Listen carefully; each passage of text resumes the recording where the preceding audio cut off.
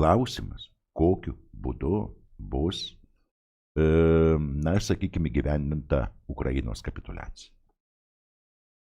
Tai ne taip, kaip mes įsivaizduojam. Baltos vėliavos nieks nekels. Tai bus visiškai, mums atrodys iškai, laimėjo Ukraina, panašiai, taip toliau, bet bus tiek suvaržyta ir tiek slaptų susitarimų padaryta, kad Ukrainos kaip tokios jau nėra. Ir net dabartiniam pavidale jos nebus. Todėl, kad ten yra per daug plėšrūnų viduje jau susibūrė ir ne vien tik iš rytų. Šitas vargšas, organizmas yra draskomas. Jis yra parduotas, 10 kart perpirktas, draskomas į gabalus, panašiai taip toliau. O kas kaltas? Rusija, palauk. O 14 metais, kuo čia dėta buvo Rusija? Kai įvykdytas buvo perversmas Kijeve.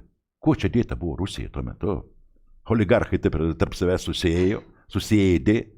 Kas kam tuome prezidentą damaž numetė, vakarai trumpaiškai tai dar mes su jumis paskatinom, va tokie damaž kaip Landsbergis,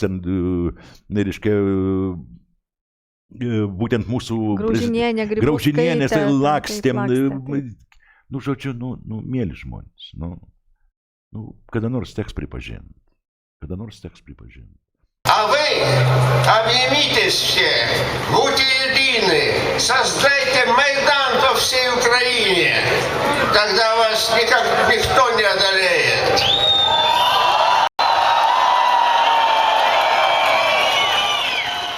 Я уверена, что Украина будет в Европе.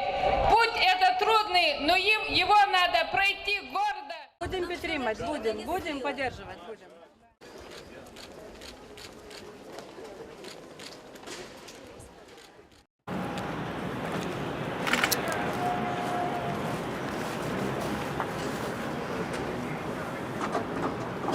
Дякую. Mūsų vadovai šiai dienai tikrai nemąsto. Tikrai nėra atsakingi asmenys. Mes piktinamės, o kokio velnio piktinamės? Juk tai karas. Mes ką įsivaizduojam, kad kare gali būti be kraujo ir be civilinių žmonių žūties?